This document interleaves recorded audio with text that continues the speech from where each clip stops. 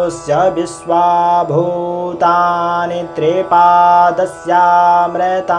देवे त्रिपादोऽध उदयत्पुरुषः पादोऽस्येहा भवात् पुनः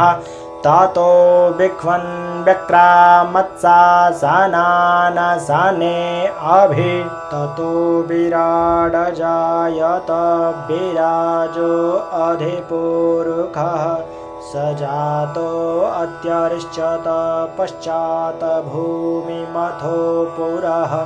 तस्माद्यज्ञात् सर्वभूतः सम्भृतं पृखदाज्यं पशुस्तांश्चक्रे वायव्यानारण्याग्राम्याश्च जे तस्माद्यज्ञात् सर्वभूतरेचः